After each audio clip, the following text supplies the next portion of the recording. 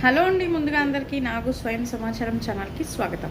ఈరోజు మన వీడియోలో మనీ మంత్ర విషయంలో ఏ విషయం గురించి అయితే ఇక్కడ చర్చించడానికి వచ్చానంటే మనం ఏది సాధించాలన్నా శత్రు భయం అనేది ఉంటుంది, సహజంగా అందరికీ ఉంటుంది. దాన్ని థింక్ చేస్తే మన నుంచి మనమే కూడా దూరం చేసుకోవచ్చు. వాళ్ళ పట్ల క్షమా అనేది చూపించి క్షమాపణను వ్యక్తపరిచి తర్వాత వాళ్ళని ఇష్టపడడం జరిగితే శత్రువులు అనేది ఉండకుండా పోతారు. దీంతో పాటు మేము ఇవన్నీ చేయలేము అని బాధపడే వాళ్ళైతే కొన్ని ఇప్పుడు చెప్పే ఈ దేవుని మంత్రాలు అయితే మీరు చదువుకుంటే కనుక చెప్పుకుంటే మీకు ఈ శత్రు భయం అనేది శాశ్వతంగా దూరం అవుతుంది.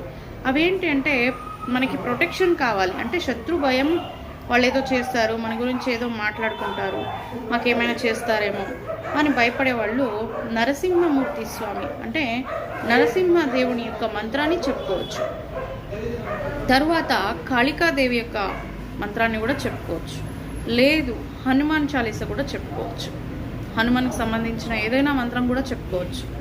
దీంతో పాటు మీరు ఇలా ఈ హనుమాన్ మంత్రం, కాళీ మంత్రం లేదా నరసింహ మంత్రం, వీటన్నిటితో పాటు మీరు శివుని మంత్రం, ఎస్పెషల్లీ శివుని మంత్రం కూడా చెప్పుకోవచ్చు. ఓం నమః శివాయ అని చెప్పుకుంటే కూడా చాలు. నెగిటివ్ ఎనర్జీ అనేది అవాయిడ్ అయ్యి పాజిటివ్ ఎనర్జీగా కన్వర్ట్ అవుతుంది.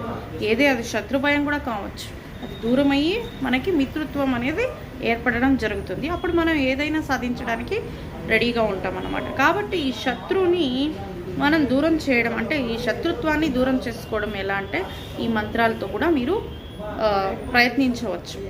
మనలో మనమే కూడా ప్రయత్నించవచ్చు. అవి వీలు కాలేని వాళ్ళు లేదా వాటితో పాటు ఈ మంత్రాలని కూడా మీరు ప్రయత్నంలో పెట్టచ్చు. ఇదే ఇవాటి video. Thank you for watching.